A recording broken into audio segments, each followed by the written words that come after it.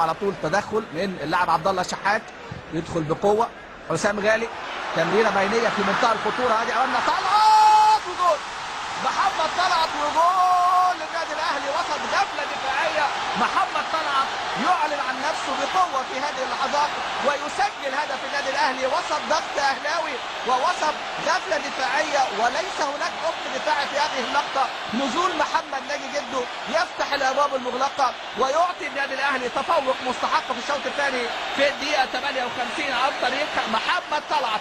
ادي امامنا محمد طلعت في هذه اللحظات وفي هذه اللقطه، لاعب اللي اكد الحقيقه يعني جدارته بهذا المكان. شوف حضراتكم الكوره، شوف السرعه، شوف الكثافه الهجوميه اللي ما كانتش موجوده، يهرب من الرقابه، يهرب امامنا، لكن هي بدات امامنا من وائل جمعه يلعبها امامنا. صراع كبير بين معتصم سالم الذي كان على اعتاب وابواب النادي الاهلي، ولكن امامنا الكره تصل الى لاعب يملك موهبه هو اللاعب محمد طلعت في هذه اللقطه ليعلن عن تفوق الاهلي في الدقيقه 58 الدقيقه 13 بالشوط الثاني. هدف تفوق اهلاوي عن طريق محمد طلعت، بداها وائل جمعه بتمريره طوليه يعني من التمريرات الصعبه.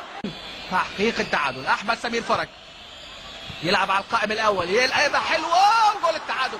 لسه بقول لحضراتكم الاسماعيلي يبحث عن التعادل وبالتخصص محمد محسن ابو جريشه بيسجل في هذه اللحظات هدف التعادل للنادي الاسماعيلي في ركله ركنيه لعبت من احمد سمير فرج واتلعبت راسيه للخلف لمحمد محسن ابو جريشه اللي ينجح في احراز التعادل في الدقيقه 80 من عمر اللقاء. نادي الاسماعيلي يستغل الارتباك اللي حدث في النادي الاهلي. بقول لحضراتكم نتيجه التبديلات الاضطراريه وظروف عكسيه مع النادي الاهلي، لعبت حلوه قوي على القائم الاول يلمسها نادي الاسماعيلي تصل الى اللاعب محمد محسن ابو جريشه. ادي امامنا الكره راسيه اتقلبت حلوه قوي الحقيقه للخلف، وادي محمد محسن ابو جريشه يعلن عن نفسه. ادي احمد سمير فرج، وادي امامنا كره راسيه محمد حمص يلعبها حلوه قوي. وشوف حضراتكم بقى اثنين رايحين على الكوره، محمد محسن ابو جريشه ومعتصم سالم، ومحمد محسن ابو جريشه يرد على كل من تحدث عنه قبل اللقاء انه لا يمتلك التركيز، لا يملك القدره على التهديف، عشان كده فضل عليه مارك فوتا اللاعب جودوين.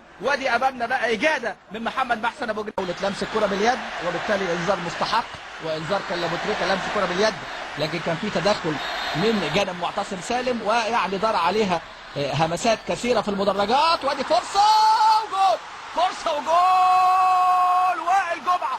وائل جمعه في هذه اللحظات هو منقذ النادي الاهلي، هو هداف في هذه اللحظه ويعلن عن هدف الثلاث نقاط، هدف الفوز للنادي الاهلي. وائل جمعه امامنا في هذه اللحظات سجل في نهائي 2008 امام القطن الكاميروني، هنا باجاده كبيره من وائل جمعه الذي يتحلى في هذه اللحظات بقى بصفات المهاجمين، بمهاره، بعقلانيه، باجاده كبيره، ملعوبه حلوه الكره الماضيه. ادي امامنا تدخل من احمد حسن ومطالبه هنا في هذه اللقطه من لاعب الاسماعيلي بدفع من احمد حسن، لكن تذهب الى وائل جمعه اللي يعني يسجل في هذه اللحظات. ادي امامنا الاعاده، وادي التدخل قوي من احمد حسن، ولكن وائل جمعه يستغل في هذه اللقطه وفي هذه اللحظه المهاره وضربه راسيه قاتله، ضربه راسيه قاتله من وائل جمعه في هذه اللحظه الذي يعلن عن نفسه ويعلن عن 3 نقاط وفوز غالي وفوز هام جدا للنادي الاهلي في وقت كان الجميع ينتظر انتهاء اللقاء بالتعادل